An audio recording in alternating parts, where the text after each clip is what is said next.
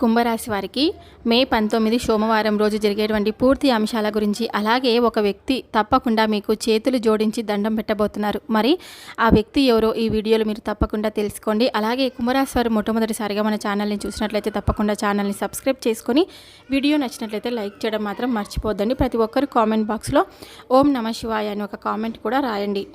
మనం తప్పులు తెలిసి తెలియనట్లుగా చేసే తప్పులు కొన్ని అయితే ఏముంది అని చేసేటువంటి పొరపాట్లు కొన్ని, ఇలా మీ జీవితంలో ఏంటంటే కొన్ని రకాలైనటువంటి నష్టాలు జరగడానికి మీరే కారణమవుతున్నారు. కాబట్టి అలాంటివన్నీ కూడా సరి చేసుకోవడానికి అవకాశం అనేది ఉంటుంది. అన్ని వివరాలను ఈ వీడియోలో మనం వివరంగా తెలుసుకోబోతున్నాం. ఇక కుంభరాశి వారికి రేపటి రోజున జరిగేటువంటి పూర్తి అంశాల గురించి మనం ఈరోజు ఈ వీడియోలో తెలుసుకోబోతున్నాం. ముందుగా కుంభరాశి వారి వ్యక్తిత్వాన్ని మనం గమనించినట్లయితే చాలా మంచి మనస్తత్వాన్ని కలిగి ఉంటారని చెప్పుకోవచ్చు. అలాగే కుంభరాశి వారు ఎవరైనా బాధపడుతుంటే అసలు చూడలేరనమాట. చాలా తెలివితేటలు కూడా వీరికి ఎక్కువగా ఉంటాయని కూడా చెప్పుకోవచ్చు. ఈ వ్యక్తులకు ప్రస్తుతం అయితే గోచార ఫలితాలు చాలా బాగున్నాయండి. అంటే మీరు తెలివితేటలతో సకాలంలో పనులు పూర్తి చేస్తూ ఉంటారు. వీరికి ఉన్నది అంటే తెలివితేటలు వీరి పెట్టుబడులుగా మారతాయి. అంతేకాదు ఈ రాశిలో జన్మించినటువంటి వ్యక్తులకి చాలా అద్భుతమైనటువంటి గోచార ఫలితాలు అయితే తప్పకుండా ఈ సమయంలో కనిపిస్తూ ఉన్నాయి. ఈ కుంభరాశిలో జన్మించినటువంటి వ్యక్తులు కొన్నిసార్లు మొండిగా కూడా పనులను పూర్తి చేస్తూ ఉంటారు. అలాగే ప్రణాళికలు వేసుకుంటూ ఉంటారు. ఈ రాశివారు చాలా మంచి వ్యక్తిత్వం కలిగినటువంటి వారు. కాకపోతే కొన్ని పనుల వల్ల చుట్టుపక్కల వారితో చాలా ఎక్కువగా మోసపోతున్నారని చెప్పుకోవచ్చు. ఇక ఇప్పటికైనా ఈ రాశి వారికి మంచి రోజులు రాబోతున్నాయి. ఇక మీరు గ్రహాల అనుకూలత వల్ల అన్ని రకాలుగా సుఖమే సంతోషంగా జరుగుతుందన్నమాట. స్నేహితులు, కుటుంబ సభ్యులు అంటే వీరికి చాలా ఇష్టం. వారి యొక్క సలహాలు కానీ ఏవైనా కానీ మీకు కొంత సానుకూలమైన మంచి ఫలితాలు పొందే అవకాశం అయితే కనిపిస్తుంది. ఇక గతంలో మీరు డబ్బులకి చాలా ఇబ్బంది పడ్డారు. ఎన్నో రకాలైనటువంటి కష్టాలను కూడా చవి చూశారు. ఎన్నో నష్టాలను ఎదుర్కొన్నారు. ప్రతి నష్టం నుంచి కూడా మీకు డబ్బుకు సంబంధించినటువంటి ఇబ్బందులు అన్నీ కూడా తొలగిపోబోతున్నాయి. డబ్బు చేతిలో నిండుగా ఉంటుంది. ఇక అవసరాలకు మించి డబ్బు మీ చేతిలో ఉండే అవకాశాలు కనిపిస్తున్నాయి. కాబట్టి డబ్బు ఉంది కదా అని ఎక్కువగా మీరు ఖర్చు అయితే చేయకండి.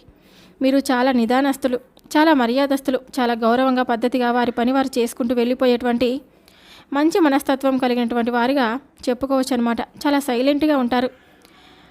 వీరిలో కొంతమంది ఎవరైనా అంటే తెలిసిన తెలియని తనంతో కొంచెం గడుసుతనంగా ఉన్నా కూడా వారిలో ఒక యవ్వనం వయసు 30 సంవత్సరాలు అంటే అలా దాటి వచ్చినప్పటి నుంచి చాలా వరకు కూడా ఏదైనా సరే బాగా తెలిసిన వారుగా అంటే సైలెంట్గా అయ్యేటువంటి స్థితి అయితే తప్పకుండా ఉంటుందన్నమాట.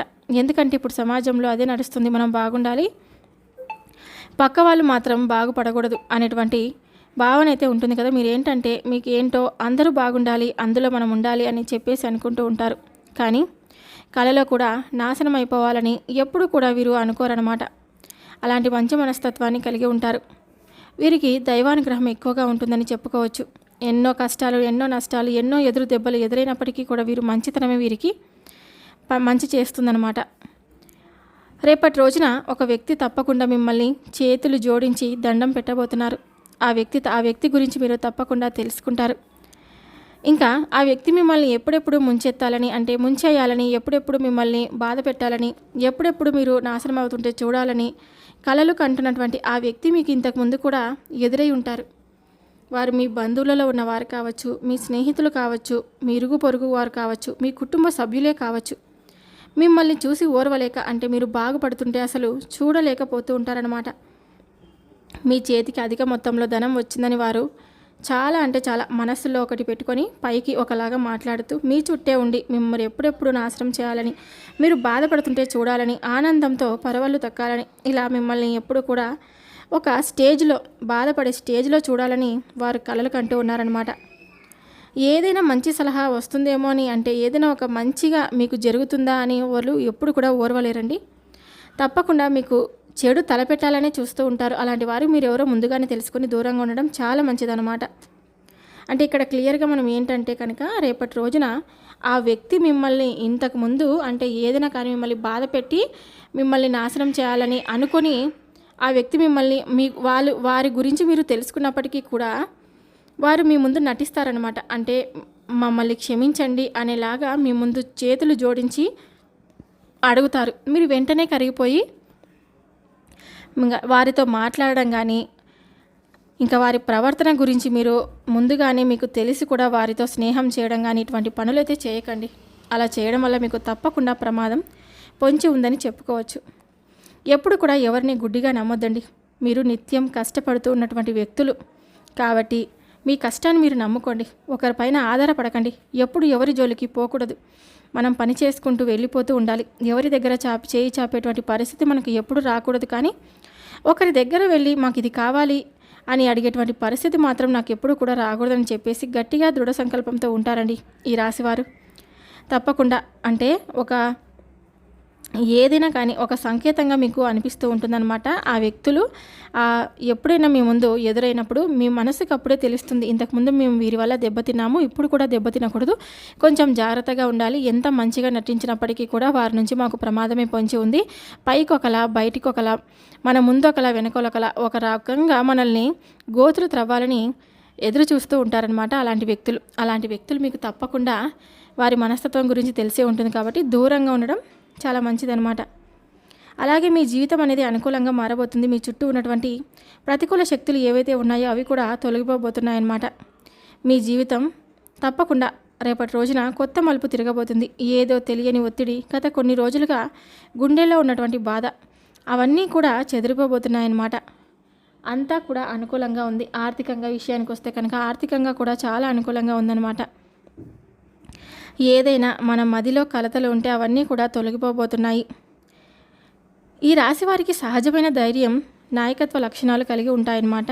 వ్యాపారవేత్తలకు మధ్యాహ్నం తర్వాత ఊహించని అవకాశం వస్తుంది. ఇది గతంలో మీరు ఊహించనిది కాదు, మీకు లాభం అనేది చేకూర్చేదిగా ఉంటుంది. ప్రేమలో ఉన్నవారు తమ మనసు లోతుల్లో ఉన్న భావాలను బయటపెట్టేటువంటి ప్రయత్నం అయితే చేస్తారనమాట.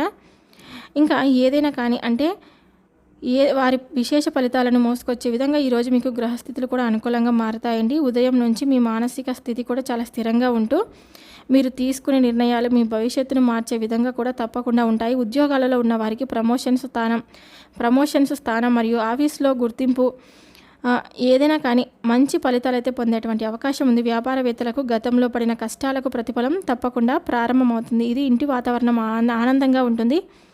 ఎవరైనా పెద్దవారు మీపై ఆశీర్వచనాలు తప్పకుండా పలుకుతారు. ఇంకా అంటే పెళ్ళి కాని వారికి తప్పకుండా పెళ్ళి అయ్యేటువంటి యోగాలు కూడా కనిపిస్తున్నాయి అన్నమాట. పెళ్ళి అవ్వబోతుందని సంబంధాలు మాట్లాడేటువంటి అవకాశం కూడా ఉంటుంది.